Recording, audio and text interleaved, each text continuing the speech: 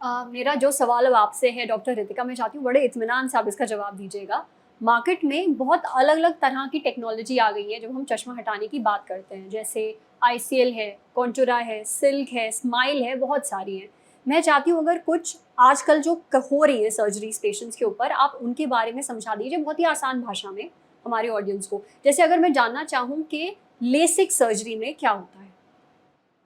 तो पहली चीज कि हम कॉर्निया पे काम कर रहे हैं, चाहे वो लेसिक हो, चाहे कॉन्टूरा हो, चाहे सिल्क हो, चाहे स्माइल हो, कॉर्निया का शेप बदल रहे हैं।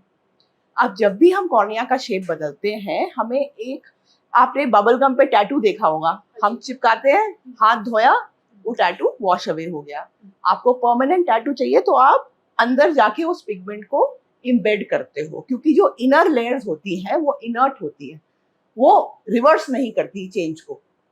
तो हम कॉर्निया के बीचों बीच काम करना चाहते हैं, ऊपरी परत पे नहीं, बीचों बीच की परत पे, ताकि ये चेंज परमानेंट हो जाए।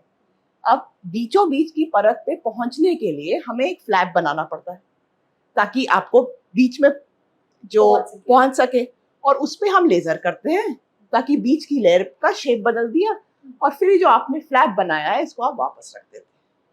क्योंकि जो बीचों बीच वाली लेयर है वो अपने सक करके उस फ्लैप को वापस चिपका लेती है, तो कोई स्टिचेस नहीं लगते। तो ये फ्लैप बहुत ही सिंपल प्रोसीजर है। आपने फ्लैप बनाया, आपने बीच की लेयर को लेजर किया, जितना आपका पावर है उस हिसाब से लेजर का होगा। -3 की पावर का लेजर पैटर्न अलग होगा, -6 की पावर का अलग होगा। तो उस हिसाब से कॉर्निया का शेप चेंज किया और फ्लैप को वापस रख दिया।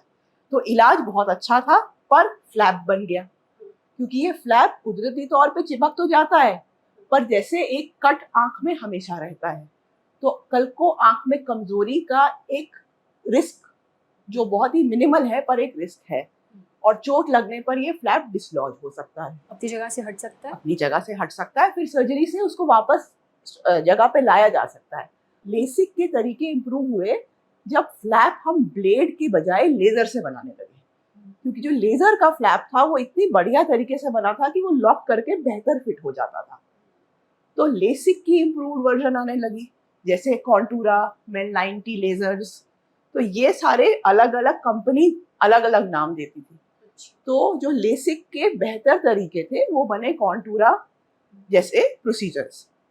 पर अगर हमें फ्लैप ही नहीं बनाना, क्योंकि बुनियादी तकलीफ तो फ्लैप से है, तो अगर हमें फ्लैप ही नहीं बनाना तो हमें एक दूसरे लेजर पे शिफ्ट करना पड़ा, वो है फेम्टोसेकंड लेजर।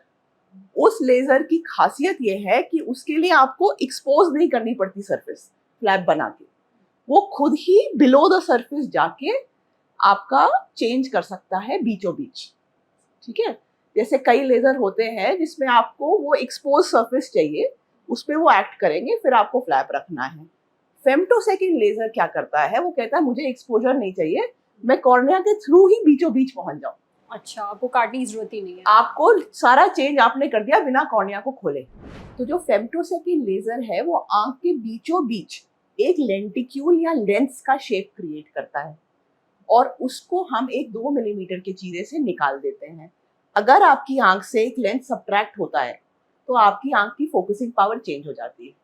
जो लोग चश्मा पहनते हैं उनको पता है कि बेसिकली हम फोकस कैसे चेंज कर रहे हैं, आपको चश्मे में एक लेंस देके या कॉन्टैक्ट लेंस में एक लेंस देके, तो उसी का ऑपोजिट लेंस अगर हम आपके कॉर्निया से निकाल दे तो आपको दूसरे लेंस की जरूरत नहीं है। It is like permanent correction, कि आपको बाहर के लेंस के बजाय हमने उस लेंस का डिजाइन आपकी आंख में ही फिट कर दिया है। तो उस लेंस का डिजाइन जो है वो आपके चश्मे की पावर पे डिपेंड करेगा। जैसे आप अलग अलग चश्मे की पावर होती है चश्मे में, वैसे ही अलग अलग लेंस क्रिएट होता है आपके नंबर के हिसाब से। जो मशीन का सॉफ्टवेयर आपकी पावर जब हम एंटर करते हैं तो वो एक तरीके का लेजर पैटर्न एडजस्ट करता है, ताकि लेंटिक्यूल उस मेजरमेंट का बने कि जब उसको निकाला जाए तो वो पावर डिलीट हो जाए आपकी आंख से। Follow Planet LASIK and post your queries to get answers from the experts.